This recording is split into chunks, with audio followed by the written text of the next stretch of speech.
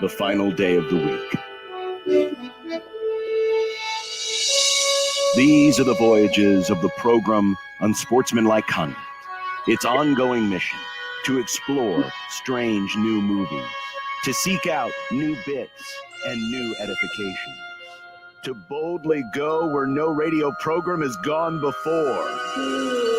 Well, Kent's Movie Club. It's El Kent's Movie Club. El Kent's Movie Club. It's El Kent's Movie Club. It is a bonus edition of Movie Club. We were not supposed to be back together until next week, but then Mike Stibbs agreed to fill in, and so Kent was able to make it happen as well. Kent, hello, how are you? I'm good. Good morning. Good evening, Mr. Stibbs. How are you? I'm good. It's good to see you. Haven't seen you since some music festival. I was gonna bring that up. It was Lincoln Calling 2 years ago, maybe. Oh wow, been a while. We were watching Universe Contest, and I will be watching Universe Contest tonight and tomorrow night in Benson if you're not busy. Oh wow. Where are they playing in Benson? Tonight at Shakedown Street, the former Barley Street Tavern, and tomorrow at the Sydney. Okay. Are you involved in some of the behind-the-scenes stuff at either of these events? Not at the show, no. Yeah, just going to take it in. Get to enjoy. Nice. Yep. So, yeah, he will go enjoy the chaos that is Universe Contest. Hell yeah. What kind of music is this? Kent, you're the writer. You want to try to explain what it is? Oh, nice. They are to call them a rock band would undersell their. Absolutely. But they are basically a rock band, but they're how do you want to say? They got a very hyper couple of real out there guitarists who are both entertaining and talented, and they're great fun. I don't know how else to describe it. They're fun shows. Oh, this sounds up my alley. Interesting. You would love them, Nick. Oh, all right. Well, there you go. All right, so that's Universe Contest. But Ken is not here to talk about music. He's here to talk about a movie, one movie in particular. And Stibbs, I don't know if you remember the rules, but the person who picks gets to explain the premise of the movie. All right. Go Tell for it, big boy. World's Greatest Dad. Stibbs, if you would like some help, you can use NXS as a reference. Yeah, no, I was just going to, thank you, Michael, whatever his name was. R.I.P. That band also rules. Kent, had you seen this before? Yes. Okay. This movie, World's Greatest Dad, is about a father, Robin Williams, who is a writer, kind of, though he's never had anything published, but he's written a lot. And he's trying very hard to get that first publication. And in the meantime, he is teaching at the high school that his son also attends. His son is a piece of garbage. Think of one of the worst types of people you could come across in high school. Yeah. And not like even Wikipedia describes him as a misanthrope. Like not even a bully, just a horrible person. He's a little incelly. Horrible language, a little incelly. Yes. Lots of homophobic slurs. Bad person. He's also into a lot of weird sexual things. One of which is autoerotic asphyxiation. Mm-hmm. And early in the movie, you see Robin Williams walk in on his son doing such a thing. Yeah. And it looks like he's dead. Yeah. And then he snaps out of it, and it's real weird. Then he doesn't snap out of it another time, and his son accidentally kills himself while performing acts on himself. Yeah. Robin Williams' character did not want to deal with such shame, so he hung him up differently. Made it look like he just killed himself. You're not wrong. Wrote a suicide note for him. Yeah. And then the note got leaked. Everyone read it. It was written beautifully because Robin Williams, a writer. And it's basically the first thing of Robin Williams' writing career that gets any sort of traction whatsoever. And then hilarity ensues. Hilarity. I would say that is a pretty good description, Kent. Yes, absolutely. I mean, this is a hilarity in a very satiric and dark sense, Mhm. Yes. right? Because really, it's a satire is kind of about, you know, what we do to sort of I don't know what the right word is, like elevate or Saint, like night. I was like, you turn people into Canonize. saints, Canonize. canonize somebody. humanize. There you go. After the And suicide note was I know written, what- they see all of this. Yeah. And particularly quote celebrities. I think that Mhm. and that's where the humor comes from. And it's also, I think, the message of the movie. And my only problem with it is it kind of undercuts itself in that ending, right? I personally, it's a pretty darn dark movie, right? Yeah. I mean, from start to finish, it's pretty dark, but it gets to the end, and then all of a sudden, it takes a turn that maybe they thought, oh, we do this and it'll get a better audience or something. But I feel like it kind of sells itself out at the end a little. Do you, Ken, real quick, not to spoil it, even though it's a 15-year-old movie, are you talking about the like literal last scene in the pool area? Or are you talking about the scene also that precedes that at that event? Both. Yeah. Both. The way that I described it, because I was thinking about it this morning, because I definitely didn't hate it. I didn't love it. And the words that I kind of settled on were uncanny valley. Like there was this feel to this movie. And Nick pointed out something off air earlier of like, it didn't look like a traditional, it looked like a TV movie, for lack of a better term. It didn't look like it was made for or produced for a theater. Yeah, like there's the one scene when like the ghost, if you will, of the sun just starts appearing.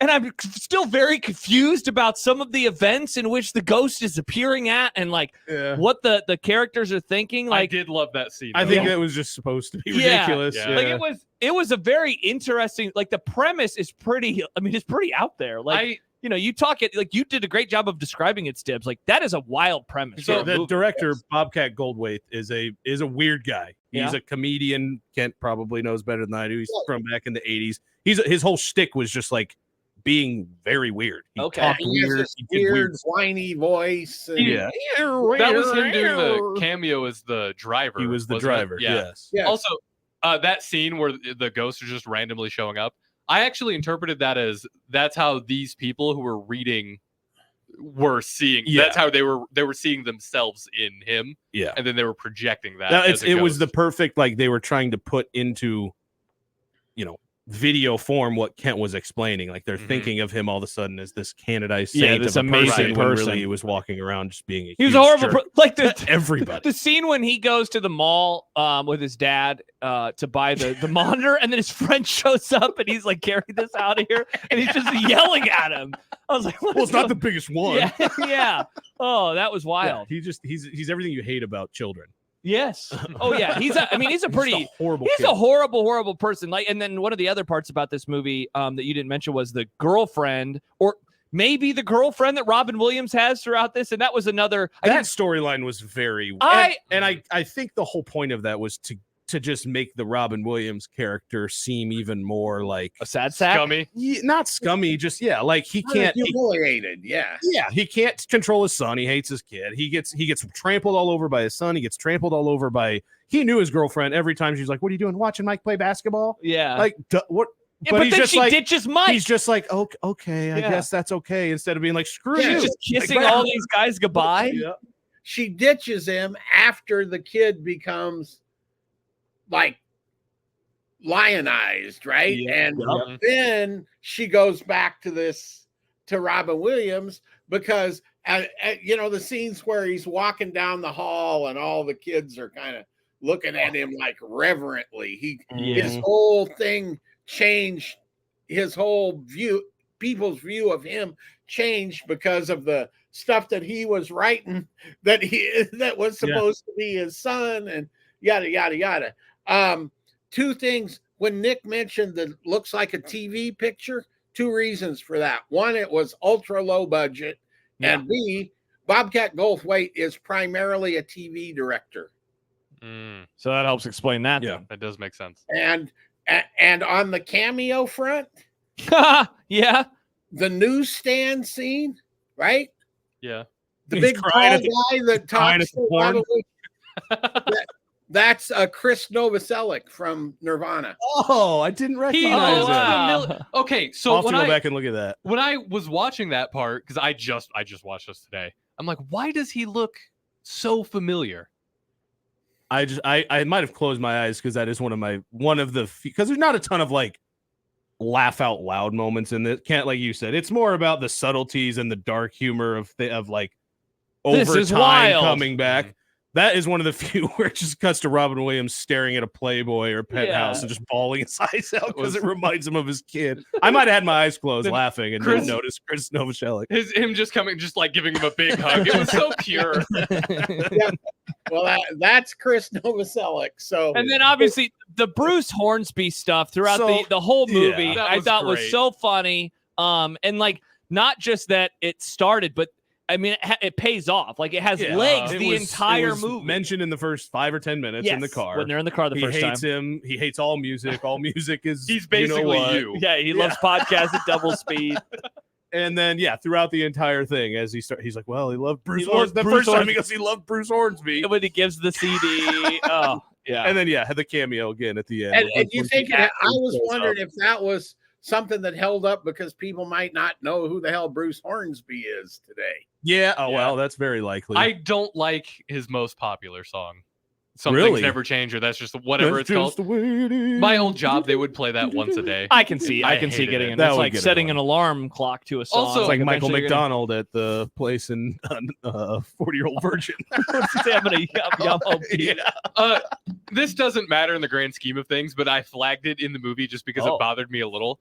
That scene where he's like, "Can we go play Doom on my computer?" Why is he playing Doom in 2009? This is going right over my head, Nick. I got nothing for you. Doom's cool. Right, but you wouldn't think a kid This in isn't- 2009 who wants a new computer monitor would care This about isn't Dune, right? This is Doom. Yeah, Doom. Doom. Yes. Yeah. Okay. Like- I don't know either. Other than when they first show him on his computer, he has a very old monitor with Windows XP on it. That's so true. Oh man. maybe The even though kids this today was don't even know about out and in XP. or whatever 2009, this could have been set in 2003, or it could have taken that long to finally get out. and That's a made. good point. Sure. Yeah. Kent, we talked. Was it earlier this year when we did Goodwill Hunting? We did Yeah. that pretty recently. So now this Yeah, is a we- second. I think that was last year. Was that so? Either way, we've I done don't Goodwill remember. Hunting at some point over the last year. So it's the second time that we have seen Robin Williams. Like, even though this is a dark comedy, it's certainly much more of a serious role. Mhm. Definitely, yeah. What did you think of Robin Williams in this movie? Me? Yeah. Yeah. I think it's one of his better performances, frankly. I would put it up there with the what was the one where he played the clerk in the video? 24 hour. We did that one too. did. Isn't that what it is? Yeah, 24 hour. Yeah. He's And then- great in that movie, man. And then the myth. Dreams May Come. No, No, it was the a movie. Fisher King. Oh, that movie, I never saw that one. that movie rules. Yeah, he's great in the fit. I put him right up there with those. I think those are probably his three best Yeah. performances, not the comedy, Mrs. Doubtfire and all of that. I would put these up there because I think he was a better sort of dramatic, for lack of a better term, actor than he was a comedic actor, because it made him calm down. And then he was able, and so in that way, he's able to bring his acting that helps really create the humor, right? Yeah, If there's he a muted wasn't humor so- in that. If he wasn't so convincing as this loser, for lack of a better way to Yeah. put it, then the humor of what happens when everything reverses wouldn't work. The two interesting things about this is he was in Shakes the Clown, which was the first movie that Bobcat Goldthwait made about alcoholic clown. Mhm. And what is Awesome. How do you say Hence that with a the straight shake. face, Kent? and Goldthwait needed somebody to get this thing financed. He needed a name. And he was just going to have Robin Williams do a cameo, one of the smaller parts. And Robin Williams read the script and said, I want to play the lead. And that's how he got cast. And that is how this movie got made. Robin Williams, to me, it's a similar discussion to the Daniel Radcliffe one from we did a last few movie weeks ago. club, where he's got such a range, and it just seems like he's kind of down to do whatever. Because 2009, other movies of his that came out was Shrink, Night at the Museum, Battle for the Smithsonian, and Old Dogs. And none of these movies are related to each other. Like he's It's doing like a kids movie. yeah, like a kids movie, This movie. this movie, a bunch of other. He seemed like a true artist when it came to what roles he would pick. He would just pick, yeah, sure, let me do that. Stibbs, what did you think of this? Oh, sorry, Kent. And I think I think this was also kind of one of the pictures that brought respect for him up as actor, right? Does that make any sense? Like people saw, I mean, this thing wasn't a big box office hit, but it got decent reviews and was pretty well received in the Hollywood community, shall we say, or the film community. And I think it kind of elevated people's views of him again, right? Because he'd already won the Oscar by this point in time. Yes. Yeah. And this was like, oh, don't forget he can really act. Yeah. You know? Why Not Hoiberg texts in, Kenny says, I've heard someone say that comedian/comedic actors find it easier to slip into serious roles than vice versa. And then he adds case in point, Bryan Cranston and Bob Odenkirk. Yeah. I feel And like like Kent said, they're able to kind of be a muted, especially Robin Williams, who's like stand-up is just balls to the wall, sweat and insanity. Literal. And so his humor in something like this is interesting to people because it's very muted. It's dark. It's satirical. Like it's not this over the top stuff. It's all these just like little one-liners and all this little sarcasm that he'd have with his kid. And it's fun to watch him in something like that because you don't normally see him in something like that. and I always thought it was kind of interchangeable because I've also heard that dramatic actors are also really good comedic actors because they can kind of deliver it in a dry way, like Sir Patrick Stewart, dramatic actor, hilarious. People too. love, Yeah, and some of that too is just timing, right? Like having that excellent timing. Right. Like I always like my best example or my favorite example from recent years, and he was, I think of him more as a TV guy first, but John Hamm, like when he would slide into some of the stuff that he would do on like 30 Rock or appearing in movies, like that guy is hilarious. And Don Draper is one of the more serious characters that we've seen on television. Mm-hmm. And some of it's casting in the right. They got to be in the right role to be able to do that, right? Yep. But also, this is terrible to generalize this way, but some of the most depressed and sad people that I've ever interviewed are stand-up comedians. Yeah.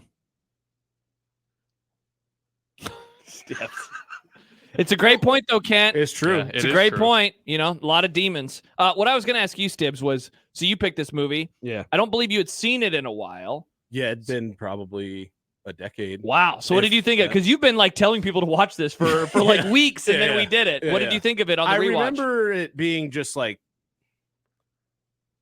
what I tell people is like it's great, it's hilarious. I don't know that I would describe it as hilarious. Yeah. I think the premise is hilarious. I think Very overall, when funny you premise. look back on it, like you can see where that hilarity kind of is. There are some good parts. I probably would not say that. We discussed some of the words that were used a lot by the Son early on. But it helps explain how bad of a so that's the person thing. he is. You're like, Yeah. you know, it was And it was too- made it was in a different 09. time, which is kind of true. But I also I think it was more that they were going for that shock value. Oh yeah. And I was also a lot younger, and it wouldn't have shocked me as much coming right out of high 09. school with that, unfortunately. And now when I saw it, I'm like, oh, God. When I probably saw it in 2008 or 2009, I was like, geez, oh. And that's also kind of a good window into the Robin Williams character, too, because he's not necessarily stopping his kid. He's from not saying chiding these him. He's things. just like, could you just maybe True. be a little quieter? Yeah, and I Yeah. also kind of took that as him, maybe not, being okay with it, of him, because this kid's, 14, 15 years old by now. At this point, he's probably just I know he's not going to stop. Yeah. He's kind of resigned to just being like, we just chill out. Well, God, man. the dinner scene was super uncomfortable beyond just him, taking the photos of Yeah. the girlfriend, Yeah. but just that whole scene. It's like, this is I would hate to be at dinner with Mhm. these. Oh, It would yeah. be so uncomfortable. Yeah. It was Also, very awkward. That was not Outback. They mentioned Outback, and then they're clearly at some family sit-down He's absolutely restaurant. right. yeah, that actually. was not Outback has the same but- tables for everybody. Yeah, I still enjoyed it. I still like the premise. I think I would Great explain premise. it to people a little bit differently before I'm like, you got to watch it. It's great. I might pick and choose who I tell that to. Mhm. If I know the person. Maybe I don't tell certain people like, you should definitely check this out. I love this movie.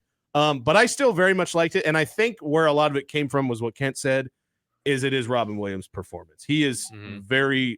he's very impressive in this. And even when he's not being funny, he's still got that twinkle in his eye with his little one-liners and his sarcasm and stuff. And yeah, I think I'd probably frame it that way next time I tell someone to check it out.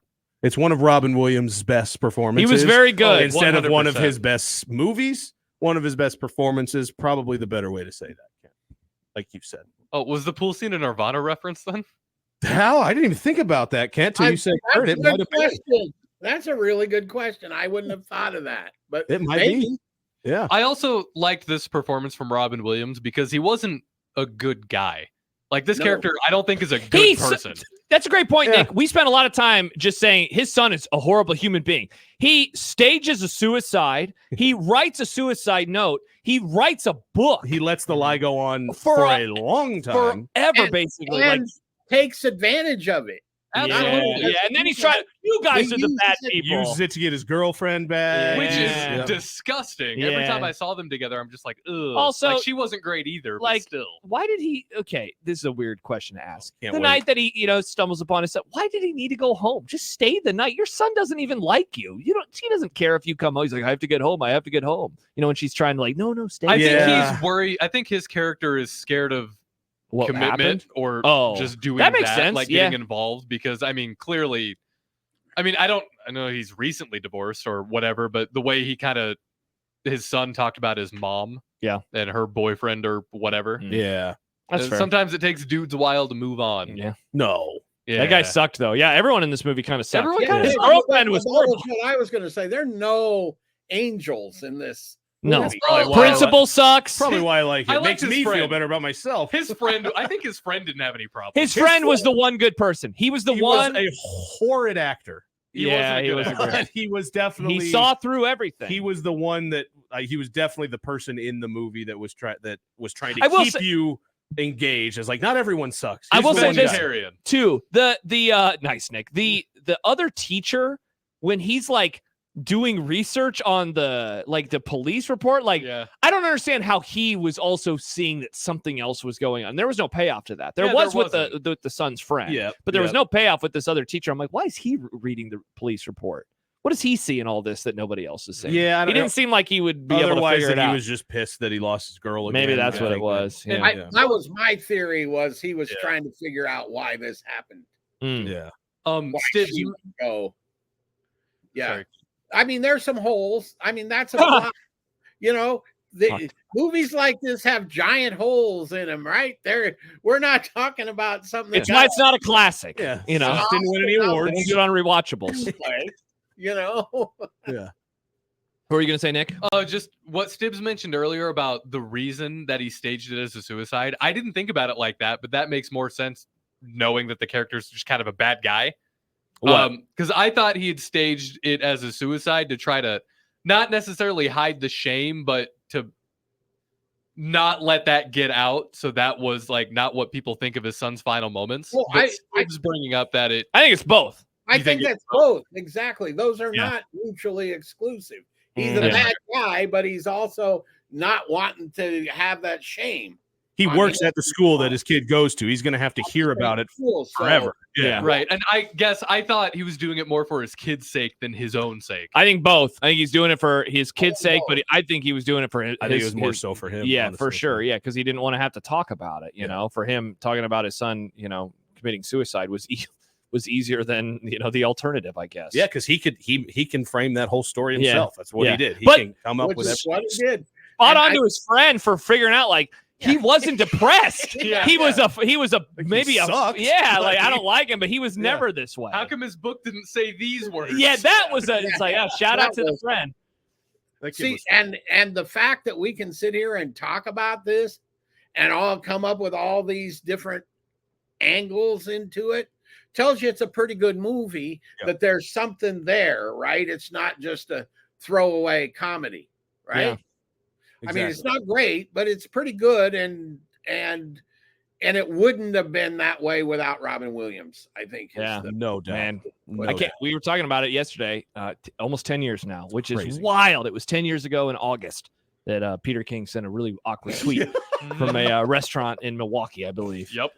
So that was World's Greatest Dad. It's available on a few different streaming services, including Tubi, which apparently has a lot fewer commercials than the one that I watch watched it Tubi, on. or at least when they do the commercials, they're a minute max. Man, I made a Yeah. huge mistake. Yeah, you did. Huge mistake. Well, I will tell you, boys, I watched it on my Magnolia portal because it's the company that distributed it. So there were no commercials. Nice. So did you try to watch it on Hulu and you realized it wasn't on there anymore? I looked on Hulu and then said, "Oh, I can just," and then I thought, Nice. "I'm sure it's somewhere else." And then I saw it was produced by Magnolia, and I went, "Thank you very much." That's One awesome. of those companies that before we talk about A20, you see A24. A24 being a movie, you're like, I'll know I'll probably like this, or I'm Yeah. interested in seeing It's it. going to be interesting. At the very least. Magnolia back in those days when I'd see that pop up, I'd You be got like, excited for it? this is going to be good. and that's, they're still around, still making. They've got a little movie that's coming out this weekend called Thelma, which is a action movie about a 93-year-old woman who gets ripped off on a phone scan and goes to get her money back. This sounds Hell yes. amazing. Yeah, I've seen the Interesting. preview for this. It looks awesome. It's a pretty nice little movie, and they're putting it in 1,000 theaters. They think they've got something, and they get a hit out of that. That keeps the company going for years. So that's World's Greatest Dad. You can watch it on, like I said, a few different streaming services. We would recommend Tubi. Watch it on Tubi. Go for Tubi.